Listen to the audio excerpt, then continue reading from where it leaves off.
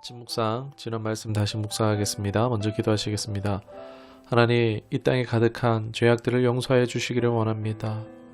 온 세계가 놀랄 만한 이런 충격적인 사건들이 연일 들려오는 것은 이러한 사건들이 발생함을 하나님께서 허용하고 계시는 것은 바로 하나님의 백성들, 이 흩어진 마음들을 모아서 기도하라고, 기도하게 하시고자 함인 줄 믿습니다.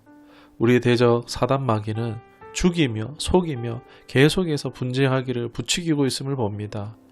하나님, 혹여나 우리가 알지도 못하면서 짧은 소견으로 상황과 환경을 판단하거나 또는 내 마음에 든다고 편들지 않게 하여 주옵시고, 오직 이 모든 일에 깨어 기도할 때임을 알고 지혜로이 행할 수 있는 우리가 되게 하여 주옵소서.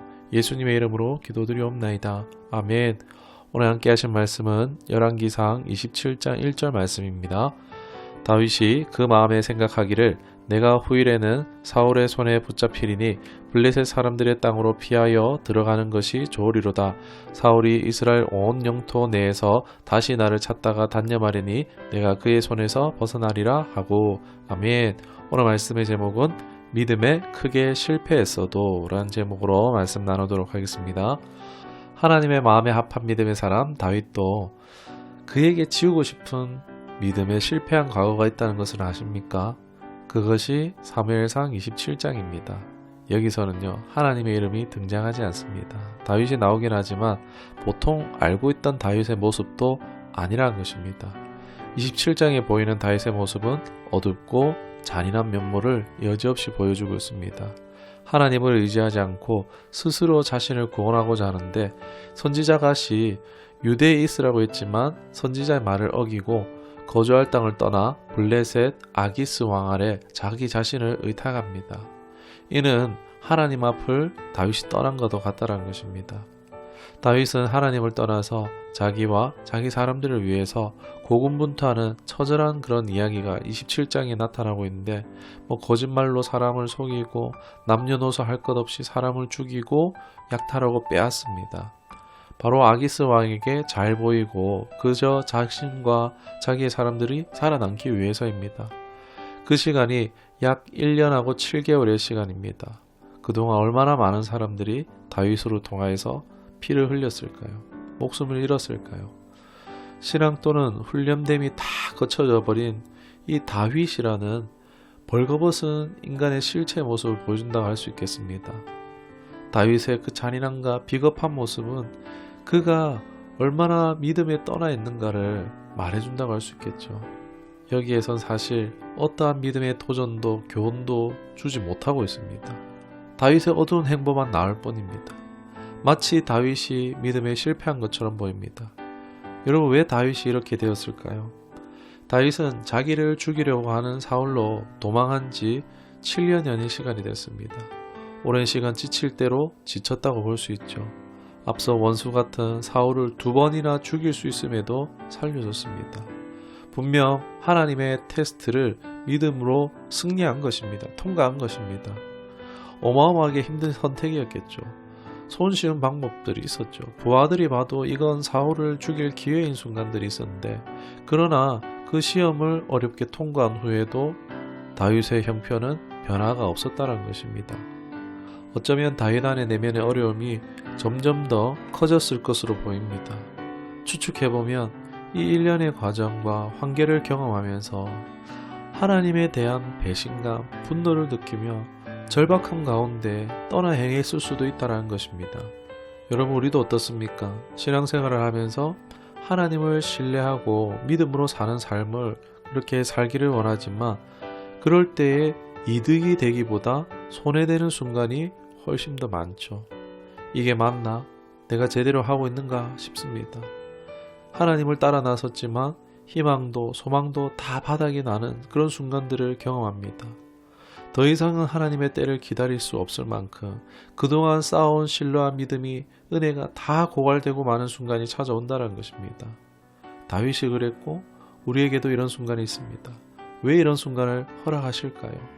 왜 우리 이렇게 비참하게 만드시는 걸까요? 사실 하나님의 뜻은 분명히 다 알 수는 없습니다.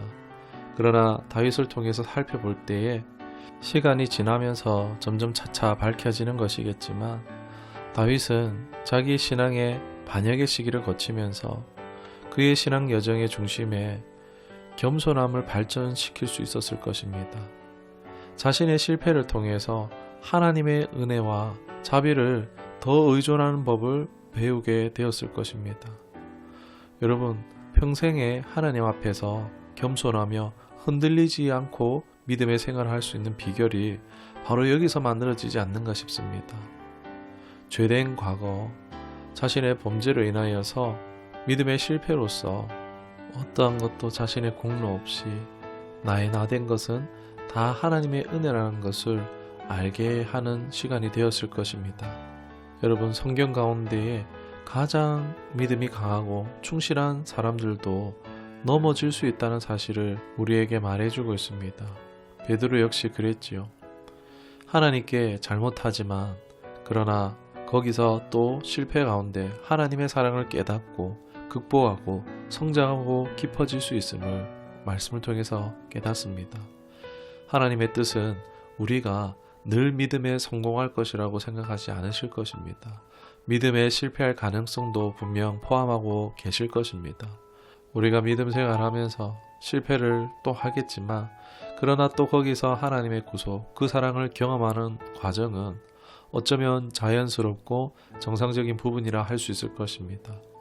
말씀에도 더 탕감받은 자가 더 많이 사랑할 수 있다는 말씀처럼 우리가 이러한 역경을 통해서 강해진 사랑과 신앙은 어떠한 불로도 끌 수 없는 불과 같이 타오르게 될 것입니다. 그렇다고 우리의 믿음의 넘어짐을 계속해서 허용할 수는 없겠지요. 역대상 22장 8절에 보면은 하나님의 성전을 건축하겠다는 이 다윗의 그런 고백 가운데 하나님은 내 손에 묻은 피 때문에 할 수 없다라는 말씀이 나오는 것을 봅니다. 여러분, 다윗이 전쟁하면서 하나님 영광을 위해서 쌓은 그 피가 손에 묻었다고 성전을 짓는 것을 못 짓게 하셨겠습니까? 뭐 그런 해석들도 많이 있지만 납득되기 어렵습니다. 저는 아마도 이 손의 피는 하나님 나라를 위해 싸운 전쟁하여 묻은 피가 아니라 사무엘상 27장 당시에 다윗이 자기가 살고자 사람들을 죽임으로써 믿음에 실패했을 때 이때 묻은 손의 피 때문이라고 저는 추측해 봅니다.